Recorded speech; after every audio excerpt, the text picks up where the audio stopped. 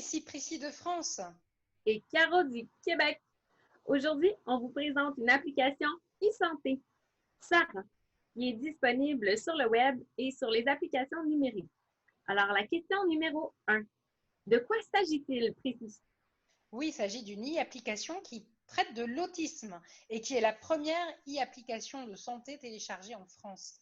Elle a été créée par l'équipe du CREAI Nouvelle-Aquitaine, Alexandra Struck et Thierry Dimbourg. Et elle est là pour vulgariser toutes les recommandations de la Haute Autorité de la Santé en France.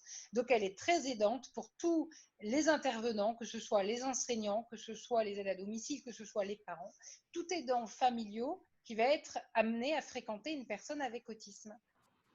Génial. Question 2. Comment l'utiliser?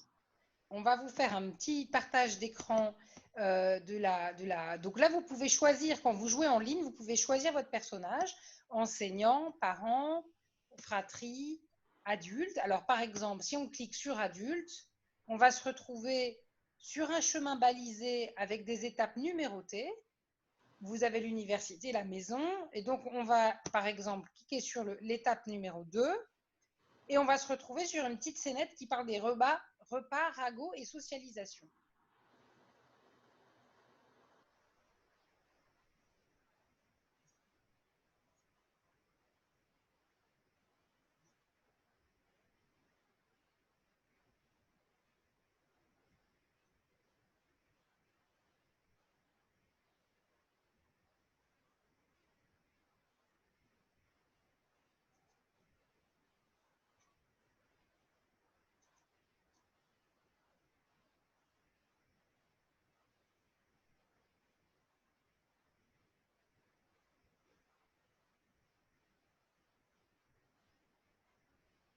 Voilà, donc on va suivre notre héros, ce personnage avec autisme qui a été créé et à qui il arrive tout un tas de péripéties pour mieux comprendre le mode de communication, la façon de socialiser des Ah personnes oui, avec des autisme. situations de la vie bien intéressantes qu'on a au quotidien.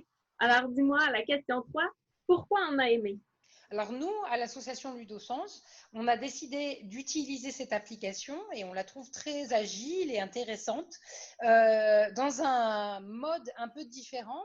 On l'utilise comme un outil de connaissance de soi pour des jeunes entre 16 et 30 ans qui vont avoir besoin d'une aide plus importante parce que des jeunes qui ont un diagnostic avec autisme mais qui ont besoin de moins d'aide, ils ont déjà fait tout un travail d'introspection. En général, ils se connaissent assez bien déjà, alors que d'autres types de jeunes qui ont eu des parcours un peu plus compliqués, eh bien, avec parfois des diagnostics erronés, comme psychose infantile, etc., ça peut être un peu nébuleux.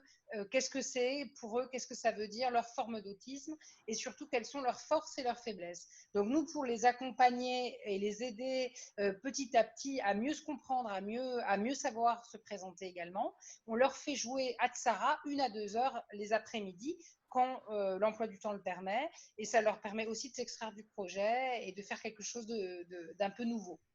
Absolument. Et dis-moi, la question numéro 4. En fait, où se le procurer et est-ce que c'est coûteux? C'est complètement gratuit, donc allez-y les yeux fermés, c'est hyper ludique, vous pouvez y avoir accès très facilement, vous mettez Tsara dans la barre de recherche, vous pourrez jouer en ligne, et vous pouvez le télécharger sur Android et sur Apple. Super. Alors, pour terminer cette capsule, on va parler du champ lexical France-Québec et on va parler du mot. Crèche, alors en France, pour les moins de 3 ans, les tout petits, ils sont gardés dans des crèches pendant que les parents travaillent. Et au Et au Québec, Québec, les garderies ou les centres de la petite enfance. eh bien, on vous invite à nous suivre sur les réseaux sociaux et sur YouTube et on vous dit à bientôt. Bye À bye. bientôt!